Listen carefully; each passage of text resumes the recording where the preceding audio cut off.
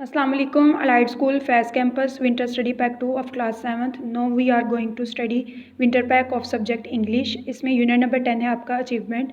Basically इस complete unit में जितने भी टॉपिक हैं उनमें अचीवमेंट की बात हो रही है। हर टॉपिक में एक अचीवमेंट है। इसमें फर्स्ट वन जो इसका टॉपिक है वो फिक्शन है। फिक्शन जो है बेसिकली एक स्टोरी है एक बच्चे की जिसका नाम डैनी है और वो अपनी मदर के साथ एक ऐसे जाबर शख्स के साथ रह रहा है जहाँ जो उन पर बहुत ज़्यादा जुल्म करता है और वो वहाँ से फ़रार हासिल करना चाहते हैं। आखिरकार वो एक दिन फ़रार हासिल करने में कामयाब हो जाते हैं और वहाँ से वो डैनी अपने नाना के घर आ जाते हैं और वहाँ पर वो स्कूल में एडमिशन लेता है और उस स्कूल में अब रेस का इनकाद हो रहा है और रेस में उसकी अचीवमेंट के बारे में हम इसमें स्टडी करेंगे कि वो रेस में कैसे अचीवमेंट हासिल करता है। ठीक है, इसके क्वेश्चन आंसर्स करेंगे इसके बाद और 260 पेज से लेके 261 पेज पर इसके क्वेश्चन आंसर्स हैं और इसमें हम सिलेक्टिव क्वेश्चंस करेंगे। इसका जो फर्स्ट वन क्वेश्चन है उसमें write down the ordinal numbers in the first paragraph, what do these numbers refer to. कहते हैं जो फर्स्ट पैराग्राफ में जो ऑर्डिनल नंबर्स हैं वो लिखने हैं और ये बताना है कि वो नंबर्स क्या रेफर कर रहे हैं, क्या बता रहे हैं। आंसर है the ordinal numbers are 6th, 5th, 4th, 3rd and 2nd। These numbers refer to Danny's position in the race. जो नंबर्स हैं वो कौन से हैं फर्स्ट पैराग्राफ में वो बताए गए हैं और बता रहे हैं कि ये नंबर जो हैं ये डैनी की पोजीशन बता रहे हैं कि वो उसकी रेस में क्या पोजीशन है। पहले वो 6th नंबर पे था, फिर 5th पे आया, फिर 4th पे, फिर 3rd और फिर 2nd पे। और जब 2nd पे आया फिर वो उसने जीतने के लिए कोशिश और तेज़ कर दी थी। ठीक है, उसके बाद क्वेश्चन नंबर 3 है आपका, explain how Danny feels about the race in the paragraph. कहते हैं पैराग्राफ में वो रेस के बारे में क्या फील कर रहा है। आंसर है he feels dissatisfied with his performance in the race. कहते हैं वो रेस में अपनी कारकर्दगी को लेके मुतमईन नहीं होता। ठीक है, उसके बाद क्वेश्चन नंबर 8 है, how can you tell from paragraphs 5 and 6 that Danny's grandfather is changing his attitude towards his grandson. कहते हैं आपको क्या लगता है, कैसे आपको महसूस होता है पैराग्राफ 5 और 6 में कि डैनी के जो ग्रैंडफादर है नाना का जो रवैया है वो अपने नवासे की तरफ तब्दील होता है, हो रहा नज़र आ रहा है। इसका आंसर है his prejudiced grandfather is feeling proud of his grandsons now, moreover he offers him a lift home that shows his changing attitude। कहते हैं जो उसके मुतअस्सब रवैया रखने वाले नाना थे अब वो अपने नवासे पर फ़ख्र महसूस कर रहे हैं और इसके अलावा वो उसको घर तक छोड़ने के लिए लिफ्ट भी ऑफ़र करते हैं और ये जो सारी चीज़ें हैं ये उनके बदलते हुए रवैये को ज़ाहिर करती हैं। इसके बाद क्वेश्चन नंबर 10 है आपका, Y do you think Danny thinks for a moment before calling and thanks for coming. कहते हैं आप क्यों ख्याल करते हैं कि डैनी ने कुछ एक लम्हा लिया उनको आवाज़ देने के लिए और उनका रेस को देखने के लिए आने के लिए शुक्रिया अदा करने के लिए। आंसर है keeping in view their previous cold behaviour he was hesitant to call out. कहते हैं उनका जो पहले का सर्द रवैया था उसको देखते हुए उसको दिमाग में रखते हुए वो उनको बुलाने के लिए उनको पुकारने के लिए हिचकिचाहट महसूस कर रहा था। ठीक है, ये आपके क्वेश्चन आंसर्स हो गए। उसके बाद इसका वोकैबुलरी पोर्शन जिसमें आपने एक साइड पे जो है आप लोगों के फ्रेजेस दिए गए हैं, आपने उनके मीनिंग्स लिखने हैं। ठीक है, जो लेफ़्ट साइड पे जो फ्रेजेस दिए गए हैं उनको देखते हुए आपने राइट साइड पे क्या लिखने हैं, मीनिंग्स लिखने हैं। जैसे फर्स्ट वन है to sustain the pace, to maintain the speed, ये इसका हो गया answer. The final stage, keeping stride, keep in step, the finishing line where a race ends. इसके बाद है नेक्स्ट पेज पे the decisive break, crucial effort, the front runners who are in a leading position in a race. ये हो गया आपके phrases और उनके आगे हमने मीनिंग्स लिखे हुए हैं वो आपने लर्न करने हैं। ठीक है, उसके बाद है क्वेश्चन आपका next, use the following if clause in complete sentences of your on and add your on main clause using will. कहते हैं जो नीचे इफ क्लॉज वाला है उसको कंप्लीट करना है सेंटेंस को और उसके आगे जो है हमने मेन क्लॉज खुद ऐड करना है विल का इस्तेमाल करते हुए। ठीक है, आपने ये ब्लैंक्स जो होंगी इनको फिल करना है और उसके आगे आपने इसको अपने क्लॉजेस को लिख लेना है, मेन क्लॉजेस को। ठीक है, उसके बाद आपका नेक्स्ट टॉपिक आ जाता है newspaper article. Newspaper article basically story जो है वो उन अफराद की है जो बरतानिया में फुलाद की सनत में काम करने वालों की है। 20 अफराद की कहानी जो सनत में काम कर रहे थे और इस काम करने के दौरान उनको अंग्रेज़ी ना आने की वजह से, अंग्रेज़ी ना बोल सकते थे, ना वो समझ सकते थे, इस वजह से उनको बहुत सी मुश्किलात का सामना करना पड़ा। और वो ना तो वहाँ पर दी गई इंस्ट्रक्शंस को, जो कारखाने में इंस्ट्रक्शंस दी गई होती थी, ना तो वो उनको पढ़ पाते थे, ना उनको फॉलो कर पाते थे। तो इसलिए वो रिटायरमेंट के बाद अब अंग्रेज़ी सीख रहे हैं। और इनकी एवरेज एज जो है सीखने वालों की एवरेज एज 75 ईयर्स, मतलब 75 साल की उम्र में वो रिटायरमेंट के बाद अब अंग्रेज़ी सीख रहे हैं। अच्छा जी, इसमें पहले आपका वोकैबुलरी पोर्शन है, 265 पेज पे होगा। इसमें कॉलम है आपका, कॉलम ए में वर्ड्स लिखे गए हैं और कॉलम बी में एक्सप्लेनेशंस दी गई हैं कि उन वर्ड का मीनिंग क्या है, मतलब क्या है। आपने कॉलम ए को देखते हुए कॉलम बी में से उसका आंसर ढूंढना है और उसको कॉलम सी में लिखना है। आपके विंटर पैक पे ये सॉल्व नहीं है, यहाँ पे मैंने सॉल्व कर दिया ताकि आप लोग इजीली इसको कर सको। इसके बाद नेक्स्ट वन पेज है जो आपका, उसमें क्वेश्चन आंसर्स हैं उसी टॉपिक के न्यूज़पेपर आर्टिकल के बारे में। इसका फर्स्ट वन क्वेश्चन है, why have the man left it until their retirement to learn English. कहते हैं क्यों आदमियों ने, वो जो 20 आदमियों का ग्रुप है, उन्होंने क्यों रिटायरमेंट के बाद इंग्लिश सीखना चाह रहे हैं और वो क्यों पहले इंग्लिश नहीं सीख पाए।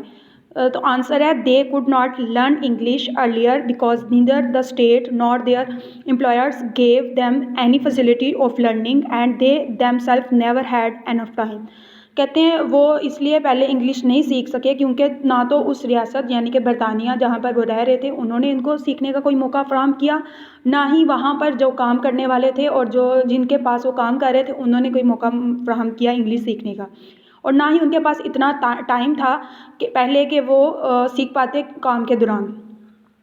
उसके बाद क्वेश्चन नंबर 3 है, explain what the teacher Chris Searle found startling about the men's English, why did they speak in this way. कहते हैं क्यों जो उनका टीचर है क्रिस सेलर है वो इस चीज़ को लेके हैरान हुआ आदमियों की इंग्लिश सुन के, वो जो 20 आदमी थे उनकी इंग्लिश सुन के, और क्यों वो इस तरीके से बोल रहे थे, आदमी जो इंग्लिश इस तरीके से क्यों बोल रहे थे। आंसर है, it was startling for their teacher that they could not, they only used imperatives, they spoke in this way because they were use to having orders given to them. कहते हैं वो इसलिए उनके लिए, उनके टीचर के लिए ये चौंका देने वाली बात थी कि वो सिर्फ इम्पेरेटिव सेंटेंसेस यूज़ करते थे, हुक्मिया जुमले यूज़ करते थे, जो कि इसलिए वो यूज़ करते थे, इसलिए वो इस तरीके से बात करते थे क्योंकि उनको वो आदी थे ऑर्डर्स के, क्योंकि उनको ऑर्डर्स दिए जाते थे जिनको उन्होंने फॉलो करना होता था, इसलिए वो इम्पेरेटिव सेंटेंसेस के आदी थे और वो इम्पेरेटिव सेंटेंसेस ही बोलते थे। उसके बाद क्वेश्चन नंबर 6 है आपका, how does Chris Searle show that he is full of admiration of for his students. कहते हैं आपको किस तरह, आपको कैसे लगता है, क्या चीज़ ये जाहिर करती है कि वो अपने तालिब इल्मों की, अपने स्टूडेंट्स की बहुत ज़्यादा तारीफ़ करता है। आंसर है, he is all praise for them. कहते हैं वो उनकी सबकी तारीफ़ करता है। He finds their keenness and their spirit a model for all the student to follow. कहते हैं उनके अंदर जो 20 आदमी थे उनके अंदर जो शौक़ था इंग्लिश सीखने का और जो जज्बा था, और कहते हैं वो उन तमाम तालिब इल्मों के लिए क्या है, मॉडल है, एक नमूना है, एक मिसाल है। इसलिए इसके बाद नेक्स्ट वन जो टॉपिक है आपका, Nazir Sabir the Pakistani mountain conqueror. कहते हैं ये एक स्टोरी है बेसिकली नज़ीर साबिर नामी शख्स की, जो कि पाकिस्तानी माउंटेन कॉन्कर है, जो पाकिस्तानी शख्स है जिसने केटू की चोटी को फ़तह किया, केटू की चोटी पर चढ़ा और माउंट एवरेस्ट पर भी चढ़ा था। तो उसके बारे में स्टोरी है कि उसको इस दौरान क्या मुश्किलात का सामना करना पड़ा, वो जब पहाड़ की चोटी पर चढ़ रहा था तो उसको क्या क्या मुश्किलात का सामना करना पड़ा और वो किस अज़्म हिम्मत का बंदा था। ठीक है, इसके क्वेश्चन आंसर्स के पेज नंबर 270 पर इसमें भी हम इसके सिलेक्टिव क्वेश्चंस करेंगे। इसका फर्स्ट जो क्वेश्चन नंबर 2 है, choose a quality in Nazir Sabir character, explain how he showed this quality most clearly. कहते हैं एक तो नज़ीर साबिर के करैक्टर में जो क्वालिटी है वो चूज़ करें और बताएं कि वो किस तरह इस क्वालिटी को ज़्यादा वाज़ह तौर पर जाहिर करता है। आंसर है, determination is the most dominant quality in Nazir Sabir character. In his professional career he had to face dangers and defeats, but his determination never let him give up his struggle. कहते हैं उसके करैक्टर में सबसे prominent और dominant quality कौन सी थी? Determination था, इरादा था, पुख्ता इरादा था। और उसने अपने पेशा वराना ज़िंदगी में बहुत सी मुश्किलात का, बहुत से ख़तरात का और बहुत सी शिकस्तों का सामना करना उसको पड़ा, लेकिन जो उसका इरादा था उसने कभी भी उसको अपनी कोशिशें तर्क करने के लिए नहीं कहा था उसके इरादे ने। ठीक है, नेक्स्ट पेज पे है आपका question number 4। Why do you think a lesser man that Nazir Sabir would have been daunted by his arrival at the Everest Base Camp in 1997? आप कहते हैं, आप क्यों ख्याल करते हैं कि नज़ीर साबिर नामी जो शख्स है वो जब 1997 में एवरेस्ट बेस कैंप के साथ जब पहाड़ की चोटी पर एवरेस्ट की चोटी पर चढ़ रहा था तो वो नाकाम हो गया था, तो उससे वो मायूस क्यों ना हुआ? तो आंसर है, at the Everest base camp 9 deaths of fellow mountaineers and failures of 3 attempts were enough to break the heart of a man of lesser mettle. But Nazir Sabir was as hard as a rock. He could not be intimidated.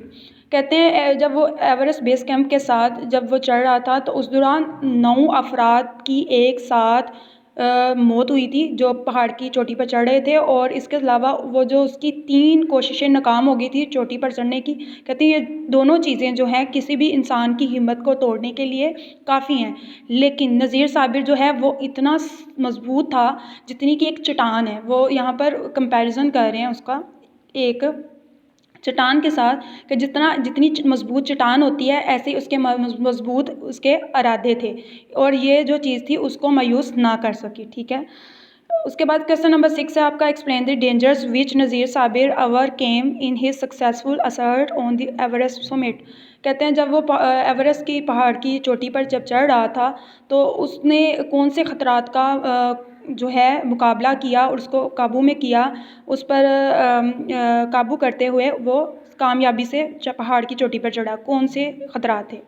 Answer है, night climbing was very dangerous. कहते हैं रात के वक्त चढ़ना बहुत ज़्यादा खतरनाक होता है। During the moonlight climb he had to go to the limits of strength and endurance. It was a trial of his patience. कहते हैं वो रात के वक्त एक चढ़ा, और दूसरा ये कि चांद की रोशनी में चढ़ना जो है उस दौरान उसको अपनी ताकत और बर्दाश्त की आखिरी हद तक जाना पड़ा, और ये उसके सब्र का इम्तिहान था जिसमें वो कामयाब हुआ और वो फिर पहाड़ की चोटी पर चढ़ गया था, एवरेस्ट की चोटी पर चढ़ गया था। ठीक है, उसके बाद इसका नेक्स्ट जो है वोकैबुलरी पोर्शन है जो पेज नंबर 271 पे है। कॉलम ए है और कॉलम बी है। कॉलम ए में वर्ड्स हैं और कॉलम बी में उसके मीनिंग्स दिए हुए हैं। आपने कॉलम ए में वर्ड्स को देखकर कॉलम बी में से उसका आंसर देखना है, और कॉलम सी में उसमें आपने लिखना है, और आपके जो विंटर पैक पे ये सॉल्व नहीं होगा, आपने ये आंसर देख के इसको सॉल्व कर लेना है। ठीक है, उसके बाद नेक्स्ट वन जो है आपका पोर्शन है लेटर है, जो इंग्लिश बी का पोर्शन है, और उसमें है राइट अ लेटर। आपने ख़त लिखना है अपने छोटे भाई को, give him a piece of advice, और उसको नसीहत करनी है। बेसिकली ये एक जो आप है भाई है छोटा, वो पढ़ाई में बहुत ज़्यादा दिलचस्पी ले रहा है और उसकी वजह से वो खेलों से दूर होता जा रहा है, जो उसकी सेहत के लिए अच्छी बात नहीं है, बहुत ज़्यादा पढ़ना और खेल में हिस्सा ना लेना। तो आपने यहाँ पे नसीहत करनी है उसे कि वो खेलों में हिस्सा ले, और जो है खेलें जो हैं वो आपको हेल्दी रखती हैं और आपके बॉडी को स्ट्रॉन्ग करती हैं, और ये गेम जो हैं वो आपकी एजुकेशन का एक ज़रूरी हिस्सा है। आपने इस ख़त में अपने छोटे भाई को नसीहत करनी है कि वो खेलों में हिस्सा ले। ठीक है, उसके बाद आपकी स्टोरी है। स्टोरी बेसिकली एक खरगोश और एक कछुए की कहानी है, जिसमें जो खरगोश और कछुए की कहानी में हम सीखेंगे कि जो गरूर है, गरूर करने वाले का सर नीचा होता है, गरूर का सर नीचा होता है, कि खरगोश को अपनी तेज़ रफ्तारी पर फ़ख्र था, जिसकी वजह से वो जो था गरूर की वजह से शिकस्त का उसको सामना करना पड़ा था। ठीक है, ये कहानी है। उसके बाद आपका नेक्स्ट जो है डिक्टेशन पैराग्राफ्स हैं जो आपके यूनिट से लिए गए हैं, यूनिट नंबर 9 और 10 से। 9 जो है आपका विंटर पैक 1 में है, और यूनिट नंबर जो 10 है वो आपका विंटर पैक 2 में इंक्लूडेड है। इन दोनों यूनिट से मैंने पैराग्राफ 1 और 2 दोनों लिए हुए हैं। आपने इनको अच्छे से लर्न कर लेना है, इनके स्पेलिंग्स को अच्छे तरीके से याद कर लेना है। उसके बाद डिक्टेशन वर्ड्स हैं जो आपके दोनों यूनिट से लिए गए हैं, यूनिट नंबर 9 और 10 से। आपने इनको अच्छे से इनके स्पेलिंग याद कर लेने हैं, उनके वर्ड्स को अच्छे से याद कर लेना है। ठीक है, I hope you understand my points and it will help you to learn and solve the winter pack. Allah Hafiz. Thank you, अल्लाह हाफिज़।